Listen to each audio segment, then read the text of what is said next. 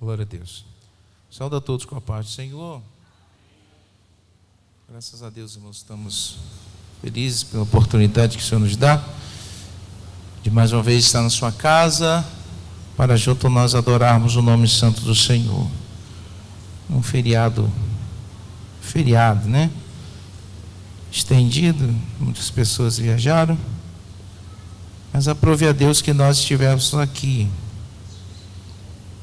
E assim como o Senhor disse para Maria, para Marta, Maria escolheu a melhor parte, nós escolhemos a melhor parte e não nos será tirado. Convido a todos a ficar de pé, nós estaremos lendo o texto da palavra de Deus nessa noite. O último livro da Bíblia, capítulo de número 3. Livro da Revelação, capítulo de número 3. Capítulo 3.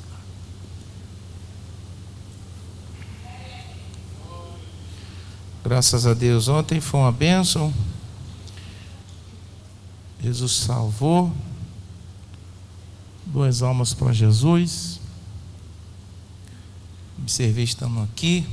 Que Deus te abençoe as nossas irmãs, amém? Deus me deu esse texto no meu coração ontem. Obrigado. Quando uma irmã estava orando. Ela teve orando, deu a oportunidade. E quando a irmã estava falando, Deus me trouxe esse texto ao meu coração.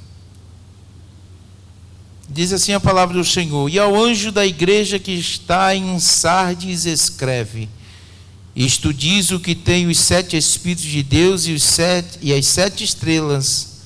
Conheço as tuas obras, que tens nome de que vives, mas estás morto. Sê vigilante e confirma os restantes que estavam para morrer, porque não achei as tuas obras perfeitas diante de Deus.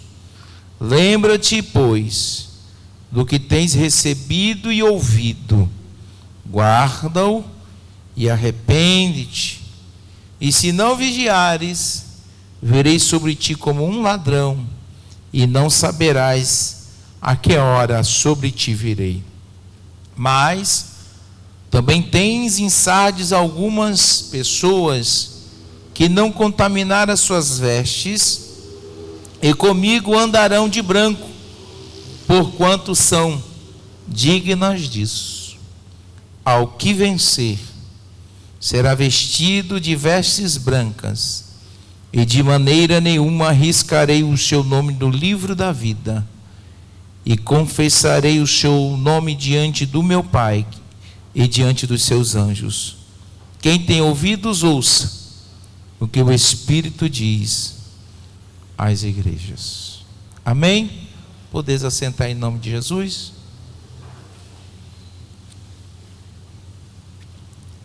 Se Deus permitir, você bem rápido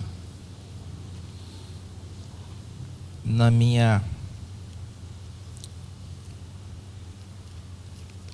minhas palavras. Todas as vezes que eu leio o texto, principalmente as cartas às igrejas da Ásia, observamos um padrão.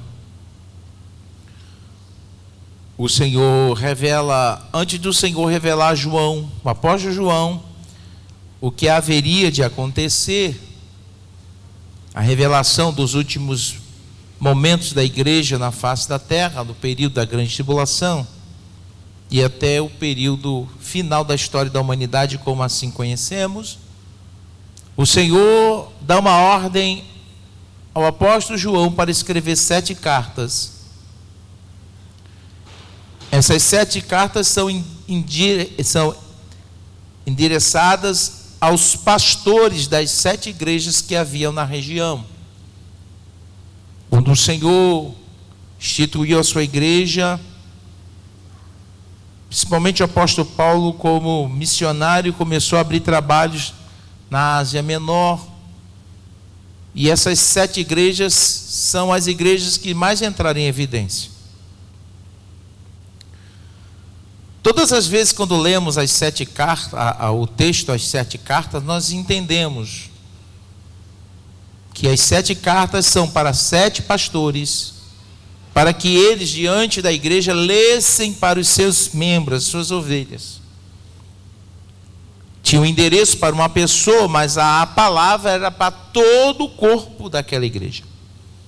Da mesma forma que essa carta é endereçada à igreja, e o Senhor revela o estado da igreja, nós também entendemos que é uma forma do Senhor falar de 7 tempos, ou de 7 tipos de igreja que viveu durante a história e que ao mesmo tempo, nos dias de hoje, convivem entre si. Dentro de uma igreja, nós temos 7 tipos de crente, 7 tipos de igreja. Mas quando nós analisamos, entendemos que o que nós vivemos nos dias de hoje é cronologicamente como se fosse a última igreja, a igreja de Laodiceia. A igreja de Laodiceia era uma igreja que se dizia ser rica financeiramente. É uma igreja que se dizia ter muitos bens, só que tinha perdido a sua essência como igreja. O que Deus trouxe ao meu coração sobre a igreja de Sardes é que, diferente das outras, o Senhor fala com a igreja, o Senhor elogia ou traz um ponto positivo, e dependendo da igreja, o Senhor depois trazia uma repreensão, um ajuste que era preciso ser feito. A única que não se encaixou aqui são 2. A igreja de Laodiceia, porque em nenhum momento recebe elogio, e a igreja de Sardes, que é invertido, ele já começa o Senhor chamando a atenção.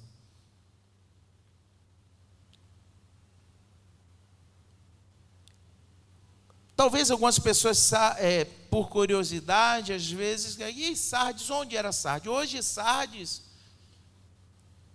pertence a um país chamado Turquia, na Ásia Menor, né?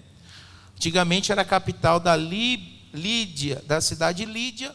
Depois, quando o Império Romano estendeu os seus domínios, passou a pertencer esta região ao Império Romano. Estava sob a administração do Império Romano. E hoje é um vilarejo que pertence a uma cidade, a um município de um estado que hoje está na região da Turquia. O interessante é que quando o Senhor começa a falar para essa igreja, todas elas, o Senhor, ele diz o seguinte: eu conheço as tuas obras. Quando João tem a revelação lá no princípio do livro de Apocalipse, ele descreve Jesus com olhos como chamas de fogo. Olhos como chama de fogo é que não existe nada que não esteja patente aos seus olhos, não existe nada obscuro ou escuro que ele não enxergue, tudo ele vê e tudo ele contempla. Então, quando o Senhor envia a carta para aquela igreja, o Senhor já coloca logo de frente, diz: não adianta querer vir com desculpas, eu conheço as tuas obras. Eu sei o teu assentar, eu sei o teu levantar, eu sei os teus pensamentos. Eu conheço a tua vida. Só que me chamou muita atenção aqui que diz o seguinte: tens nome de que vive, mas estás morto. Tem nome de que vive, parece que está vivo, mas está morto. O que acho bem interessante é que, pelo que nós observamos aqui, diferente de outras igrejas, a igreja de Sardes tinha uma boa reputação diante dos homens. Talvez diante da sociedade era uma ótima igreja. Era uma igreja que visivelmente tinha muitas coisas que fazia. Visivelmente parecia ser uma igreja avivada. Mas o próprio Senhor vai dizendo: olha, tu tem nomes que vivem. Que igreja viva, que igreja dinâmica, que igreja assim. E tecido muitos elogios, mas o Senhor diz: mas estás morta. Era uma igreja que vivia de aparência. Nós precisamos ter muito cuidado, e às vezes quando nós lemos o texto, a gente não pode entender que o texto era para ela. Ele precisa ser aplicado à nossa vida. A palavra de Deus, ela tem uma função de nos confrontar. A palavra de Deus é como um espelho em que partes não dá para você ver. Você não consegue ver o seu próprio rosto. Você consegue ver suas mãos. Você consegue ver os seus pés. Uma parte do corpo você consegue ver. O seu rosto você não consegue ver.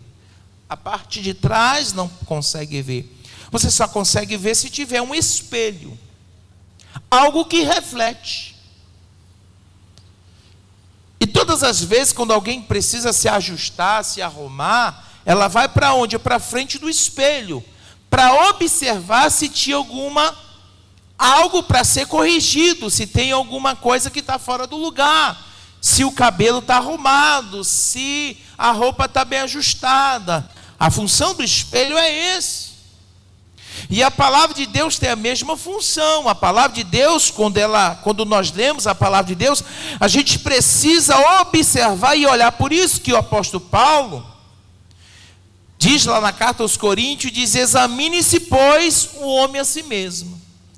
Eu preciso me autoexaminar. Eu preciso ver como é que eu estou. Se realmente eu estou condizendo com aquilo que a palavra de Deus diz que eu tenho que ser.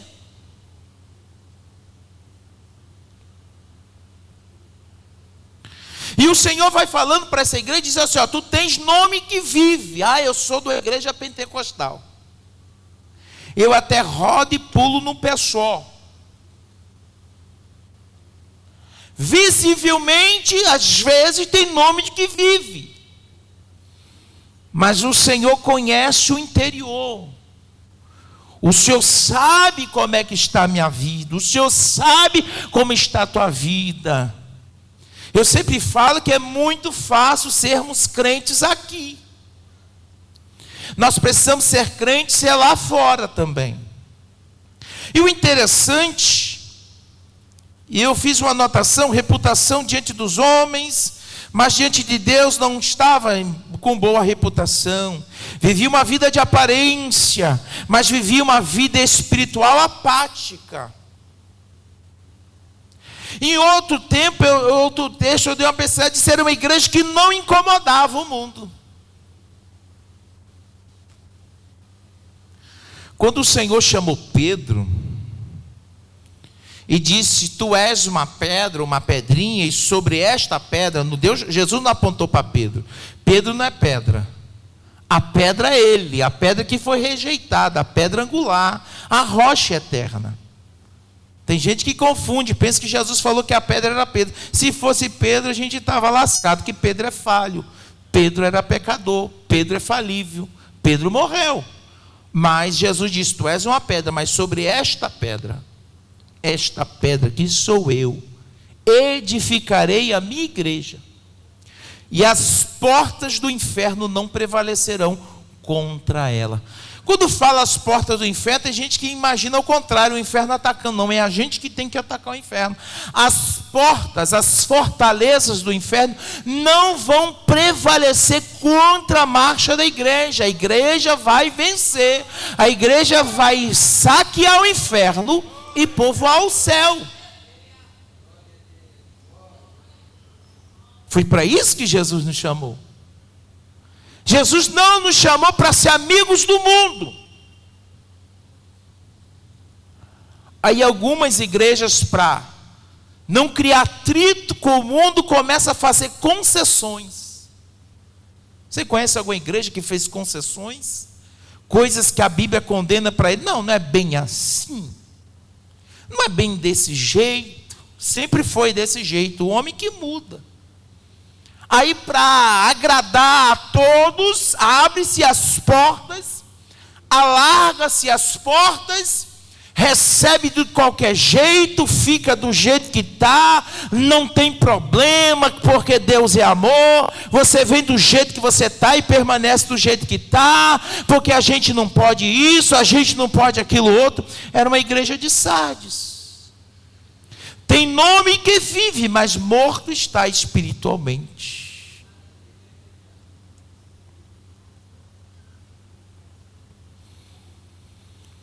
O interessante é que quando falou sobre isso, eu lembrei lá de Mateus 5,13. Quando Jesus nos compara com o sal e a luz. Mateus capítulo 5, verso 13. O Senhor diz que vós sois o sal da terra. E se o sal for sem gosto, apático, aguado, como há de salgar? Para nada vai prestar, senão para ser lançado fora e ser pisado pelos homens. Aí Jesus vai dizer no outro versículo: e vós sois a luz do mundo. E uma luz, ela precisa brilhar. Qual é a função da luz? É brilhar, e aonde a luz chega, as trevas são dissipadas. O Senhor estava dizendo: olha, vós sois o sal e a luz, porque aonde vocês chegam, precisa ter o brilho de quem? Do Espírito Santo. O mundo precisa enxergar a Deus em você. Aí o crente não quer ser diferente, não quer chamar atenção. Uma certa vez eu até falei sobre vestimento. Como é que eu consigo identificar alguém no meio da multidão? Pela roupa. Pode estar a multidão que estou. Se tiver um policial ali, você sabe que aquele rapaz é policial. Por quê? Porque ele estava de bermuda, de camiseta e de boné? Não, porque ele estava fardado.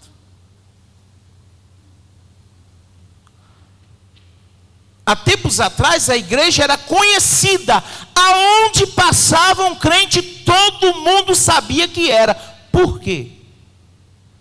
Tem pessoas que passam seu tempo e... Ontem na escola dominical uma irmã falou uma coisa interessante comigo. Ela disse o seguinte: pastor, eu vou passar uns dias fora porque uma família que eu trabalhei lá muitos anos atrás, eu ajudei a criar os filhos, as meninas pequenas, hoje são casadas, têm filhos, e me acharam e me convidaram e eu estou indo lá. Aí ela contou uma coisa interessante aqui.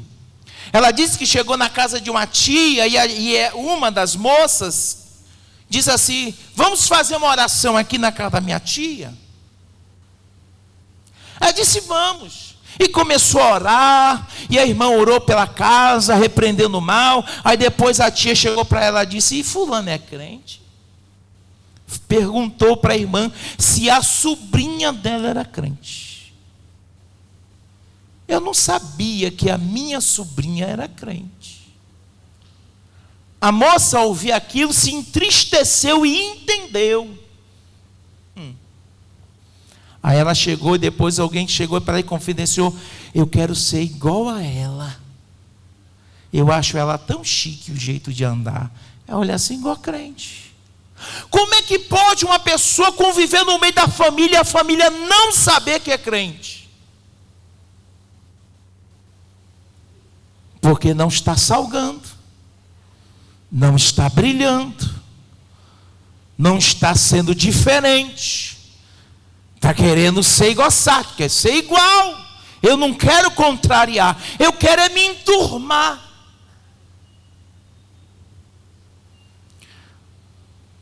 Quando Daniel chegou na Babilônia, ele era príncipe, ele ia viver no palácio, porque ele era inteligente, vamos dizer aqui no nível superior, era formado em muita coisa. E Nabucodonosor, quando pegou aquele povo, as pessoas mais inteligentes, ele pegou para trazer, para agregar conhecimento ao reino da Babilônia. E a Bíblia diz que quando Daniel chega lá, a Bíblia diz que ele colocou no seu coração: não vou me contaminar.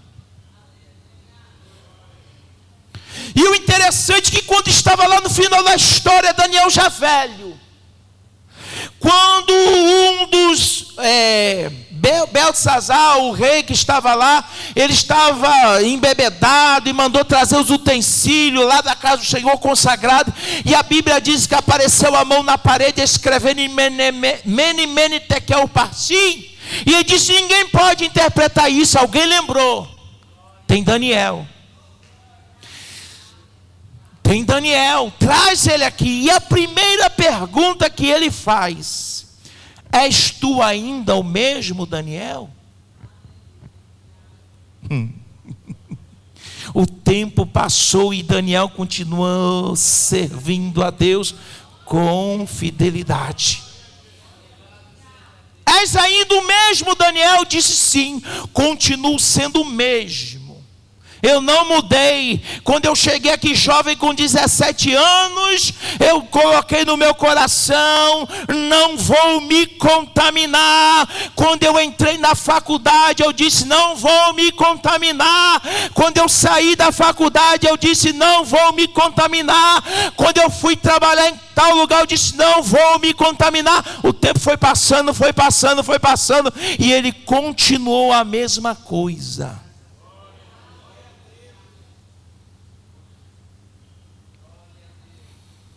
O verso 2 diz o seguinte: ser vigilante. Qual é o nosso problema? Muitas vezes não vigiamos. Eu sempre falo que isto aqui é corruptível. Isso aqui está na corrupção ainda. Essa matéria aqui, ela precisa ser transformada. Essa matéria aqui, ela, para entrar no céu, ela não pode entrar desse jeito.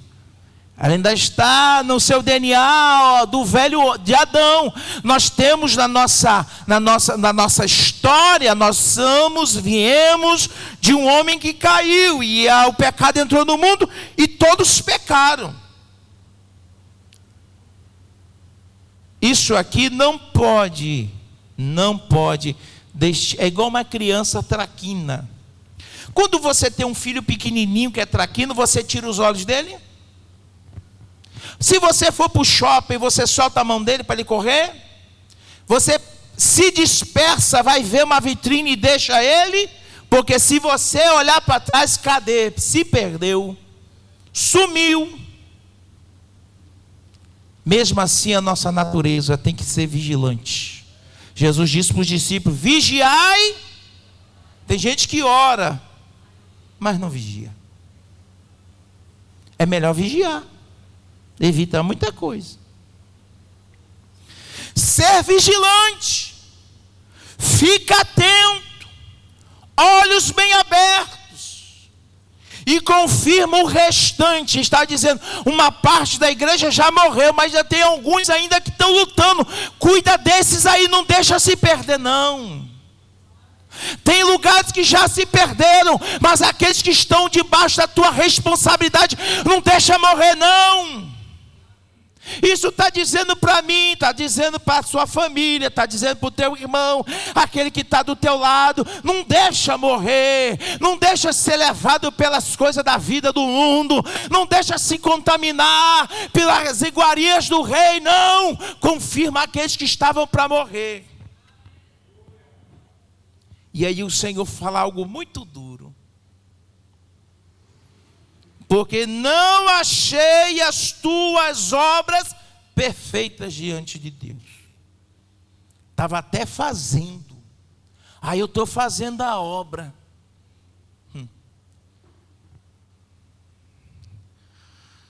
Aí ontem e hoje eu estava vendo uns canais assim, eu disse, meu Deus, nessa época começa a aparecer muita coisa. Eu estou fazendo a obra, aí veio uma entrevista. A gente veio aqui, fez um bloco, né? É para a gente evangelizar e também se divertir. Eu disse, epa, que conversa é essa? Jesus te chamou para se divertir aonde?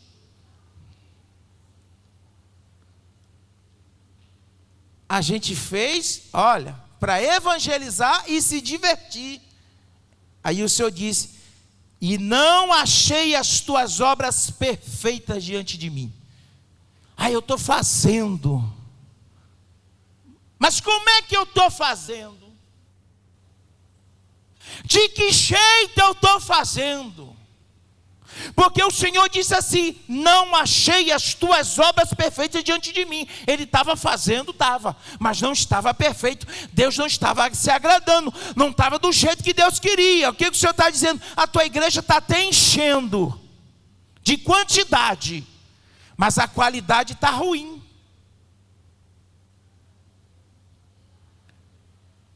Porque diz que tem nome que está vivo, que adianta uma igreja cheia de morto? É melhor uma congregação, um grupo pequeno, um ponto de pregação. Eu lembro quando eu era menino, 8, 9, 10 anos, aí abriram um ponto de pregação lá no morro, lá em cima. Eu lembro que os irmãos subiam, a gente subia, olha, cansava para subir, viu? Pequeno, meu pai levava eu, os meus irmãos, minha mãe, ia para o ponto de pregação. Era uma igreja que eu acho que é desse tamanho aqui. Se caber 12 pessoas lá dentro sentadas, era muito. Mas a glória de Deus se manifestava. Aí eu lembrei o hino de Cassiano, igreja pequena, onde Deus falava. Aí os crentes saudosistas ficam, oh Jesus. Estou fazendo a obra. Aí eu chamo do jeito que está. Eu até vi um certo dia sobre não lembro o nome dele, que o livro dele disse que eles fazem uma pesquisa. Eu disse, que conversa é essa? Para saber na região que tipo de igreja as pessoas queriam frequentar. Foi tipo uma pesquisa de campo. Não, eu queria que a igreja que fosse assim, que não exigisse isso, que não exigisse isso outro, que eu tinha que andar do jeito que eu quero. Então pronto, já sei o perfil dessa região. Aí eles montavam a igreja do jeito que o povo queria. Aí o povo ia para a igreja, só que não ia para o céu.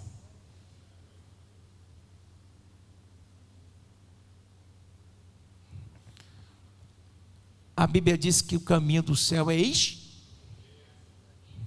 e a porta é não sou eu que estou dizendo não. Se você não gostou, vai reclamar com Jesus.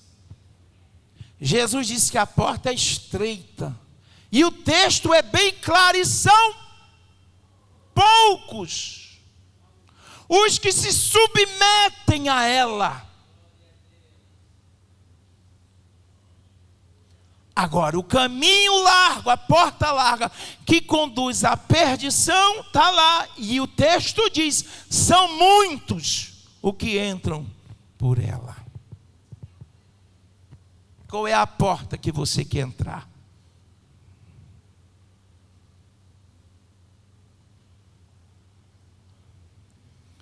O verso 3, já estou encerrando. É interessante isso aqui. Lembra-te, pois. Mandou fazer o quê? Mandou fazer o quê? Se lembrar é uma coisa que eu já aprendi. É algo que eu já ouvi. Ninguém vai lembrar de algo que nunca leu. Ninguém vai lembrar de algo que nunca sentou para ouvir. Ninguém vai lembrar de uma coisa que nunca aprendeu.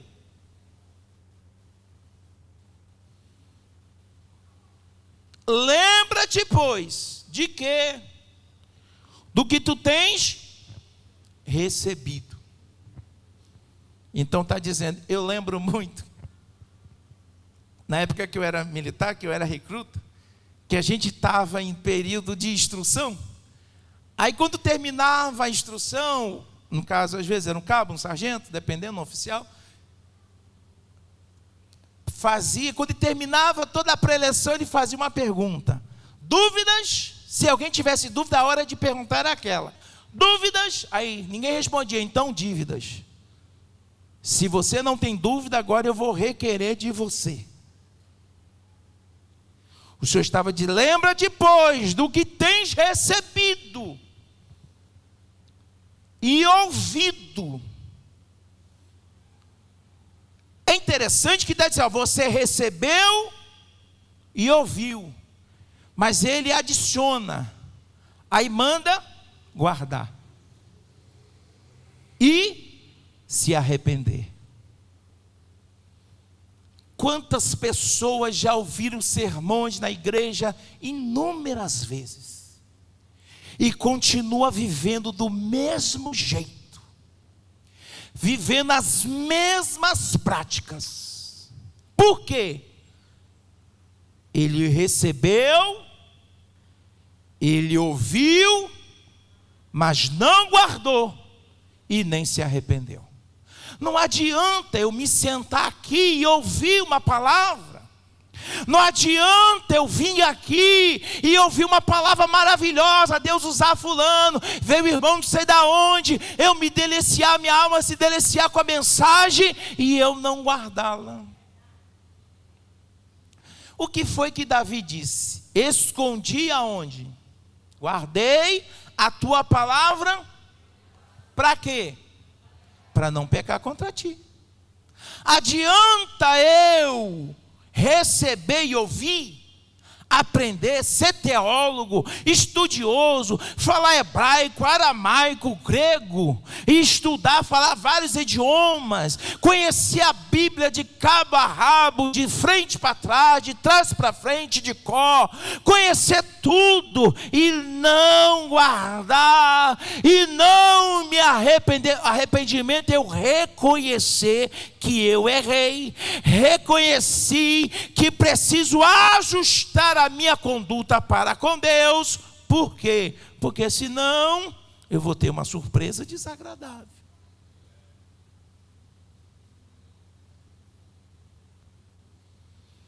Guarda-o e arrepende-te. A coisa mais maravilhosa da graça é o arrependimento, porque eu posso ter errado, mas a partir do momento que eu me arrependo,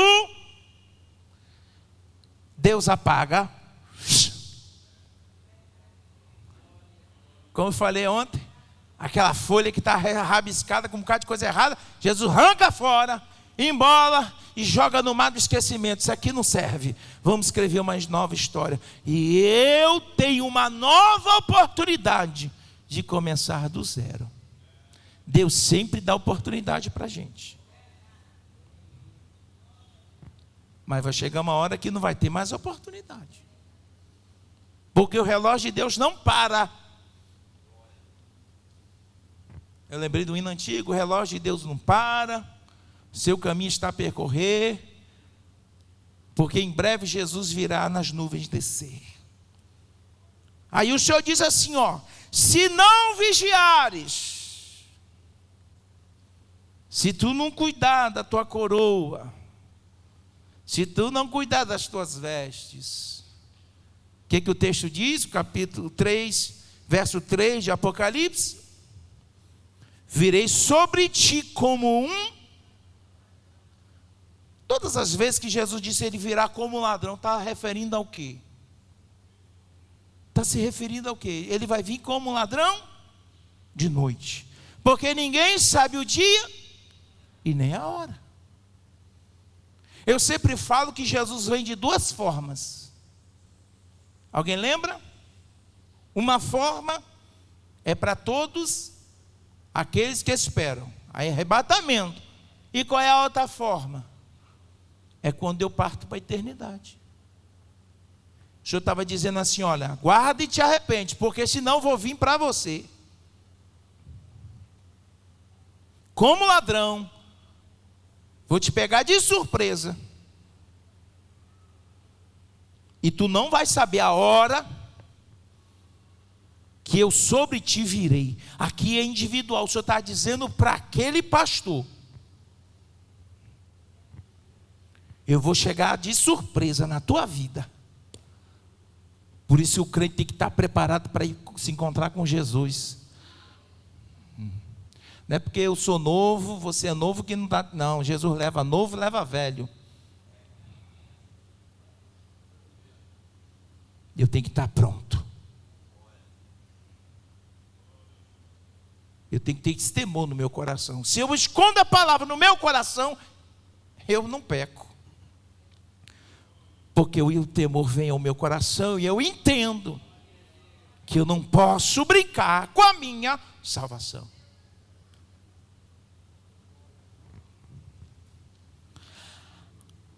Aí o verso 4, ele disse uma coisa interessante.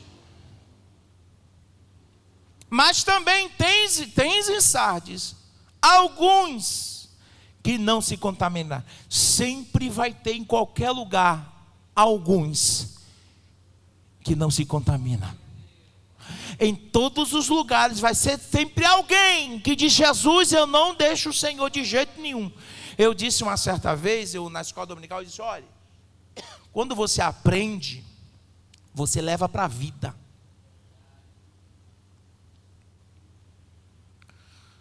A gente sabe que existem denominações que têm os seus usos e costumes, isso, aquilo outro. Tem uns que a porta é bem larga, né? Tem uns que a porta é mais estreita. Aí eu disse assim: olha, quando o crente é salvo, ele pode ir para onde for, ele não muda.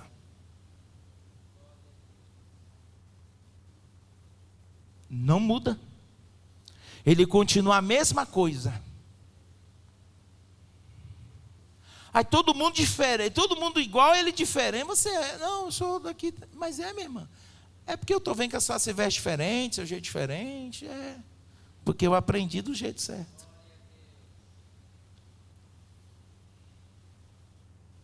Eu até brinquei assim, de repente você, vamos dizer que eu fiz uma comparação. Vamos dizer que você, a empresa que você trabalha, lhe manda para um lugar bem nos rincões do Brasil, lugar bem distante. Aí você é acostumado com a Assembleia de Deus, você chega num lugar que não tem uma Assembleia de Deus, que eu acho difícil, mas pode acontecer. Ah, tem a igreja tal.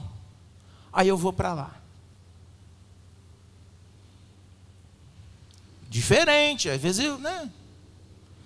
Mas se você realmente aprendeu, você não se esquece. Não, irmão, isso não tem nada a ver. Já vi tanta história. Não, isso não tem nada a ver, não, pai. Isso é conversa. Você pode andar assim, você pode ir. Aí, se o crente não for igual a Daniel, daqui a pouquinho você vai fulano. Você está diferente. Mas eu não vou entrar em muitos detalhes, não. Mas você está entendendo o que eu estou dizendo. Aí o Senhor disse: mas em Sardes tem alguns que não se contaminaram, que não contaminaram as suas vestes. Quando fala veste aqui, fala sua vida espiritual. As minhas vestes espirituais precisam estar limpas. Por isso que diz assim. Aí Davi tinha cometido aquele ato tão terrível, né? E aí diz, aí um texto, ele confessando ao Senhor seu pecado, e diz: Senhor, mesmo que os meus pecados sejam como um saco de carvão ou silício, ou mais vermelho do que o sangue carmesim, tu tens poder de deixar mais alvo do que a neve. Está falando dessa roupa aqui não. Essa roupa aqui suou, bota na máquina, bota sabão líquido, bota um amaciante, bota para rodar, depois pega um solzinho bom, a roupa está cheirosa. Mas as vestes espirituais, só o sangue de Jesus tem poder para limpar.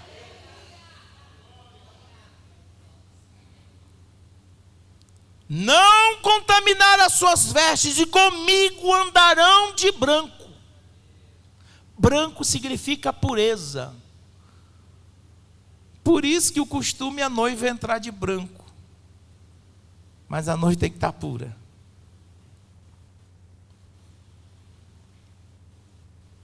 Andarão de branco porque são dignos. Agora eu vou dizer uma coisa, eu sou indigno, né, gente? Mas a partir do momento que você entrar no céu pelas portas, você é digno de estar lá. Por quê? Porque você negou-se a si mesmo, você tomou a sua cruz e você seguiu os passos de Jesus. E aí o versículo 5 é lindo, porque eu até pontuei uma certa vez, eu trouxe uma mensagem só nessas promessas. Qual é a promessa para a igreja de Sardes, que é a promessa para mim e para você? Ao que vencer. Vencer como, pastor? Chegar até o final da tua caminhada na presença de Jesus. Chegar no último dia da tua vida na presença de Jesus. Ou no dia do arrebatamento na presença de Jesus. Ao que vencer será vestido de vestes brancas, e de maneira nenhuma arriscarei o seu nome do livro da vida. Quando você entrar lá, você pode dizer: eu sou salvo. Meu nome nunca será arriscado do livro da vida. Enquanto estamos aqui pode até ser riscado, mas quando a gente entrar lá, vai ser riscado jamais. Confessarei o seu nome diante do meu Pai e diante dos seus anjos. E aí termina: quem tem ouvidos, o que o Espírito diz às igrejas. É maravilhoso. Vale a pena servir a Jesus. Eu quero encerrar, como eu li esse Ao que vencer, eu quero ler todos os textos que diz Ao que vencer. Você vai para casa com essa promessa. O primeiro texto diz: ao que vencer, capítulo 2, verso 7. Ao que vencer, diz para os irmãos de Éfeso: eu dar-lhe-ei de comer da árvore da vida, da árvore da vida, que está no meio do paraíso de Deus. Outro texto 11, para a igreja de Esmirna, para os irmãos de lá e para nós também: ao que vencer, não receberão dano da segunda morte. Que segunda morte é esta? Quando for lançado no lago de fogo ardente, nós escaparemos, porque estaremos na eternidade com o Senhor. Verso 17: ao que vencer, darei de comer do maná escondido, dar-lhe-ei uma pedra branca, aleluia, e na pedra um novo nome escrito. Você vai ter um nome novo, aleluia. A gente mora no Brasil, tem identidade. Chegar no céu, tu tem identidade também. Tu vai receber uma pedra branca, aqui está o teu nome. Não sei qual vai ser o meu, mas que vai ser lindo, vai. Dar-lhe-ei uma pedra branca, uma pedra, um novo nome escrito, o qual ninguém conhece, senão aquele que o receber. É uma coisa individual, só você sabe.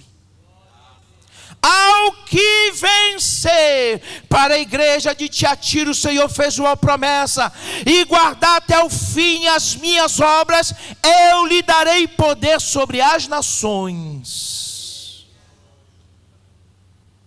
e com vara de ferro as regerá. Quer dizer, a gente vai trabalhar aqui. Serão quebradas como vaso de oleiro, como também recebi do meu Pai esta autoridade. Dar-lhe-ei a estrela da manhã. Filadélfia: ao que vencer, eu farei coluna no templo do meu Deus, e dele nunca sairá. Escreverei sobre ele o nome do meu Deus, o nome da cidade do meu Deus, a nova Jerusalém que desce do céu, e do meu Deus, que também do meu novo nome. E a igreja de Laodiceia, que estava totalmente fora, o Senhor fez uma promessa: compra de mim, né? Eu restauro tudo, procura se acertar a tua vida, e fazendo assim, ao que vencer, lhe concederei que se assente comigo no meu trono, assim como eu venci, e assentei com meu Pai no seu trono. Então sejamos fiéis ao Senhor. Não sejamos como Sardes. Tenho aparência que estou vivo, mas estou morto.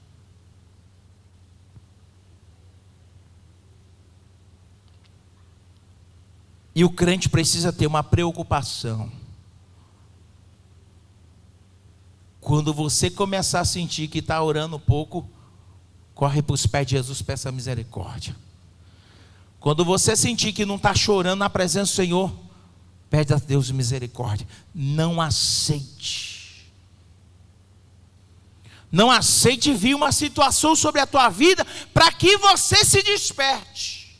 Porque tem gente que fica tão anestesiado que só se levanta quando toma um susto. Tu já viu?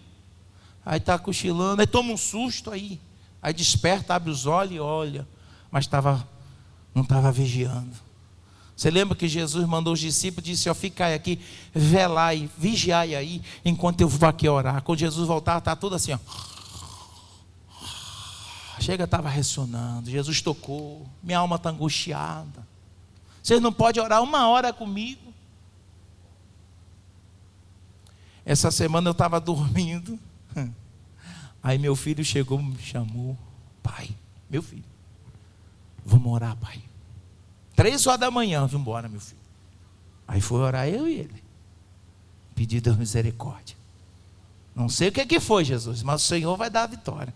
2 dias depois ele disse: pai, eu tive um sonho. Eu vi como se um vulto preto em volta da casa querendo entrar. E disse: a gente tem que repreender em nome de Jesus. É assim. As armas que Deus nos deu são espirituais, não são carnais.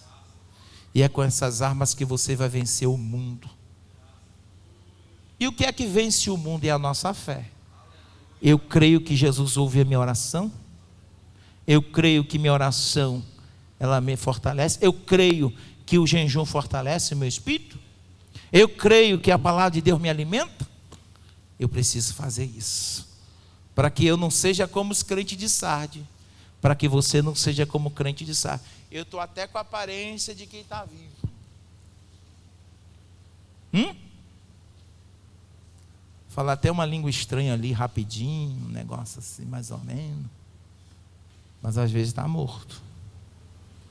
E que o Senhor fale mais ao seu coração. Desperta tu que dormes.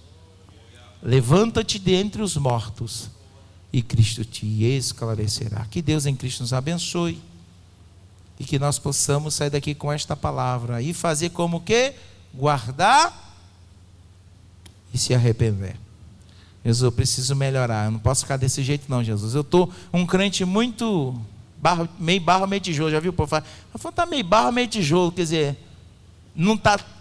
nem lá está meia boca. Não pode não. A igreja de Laodiceia era morna.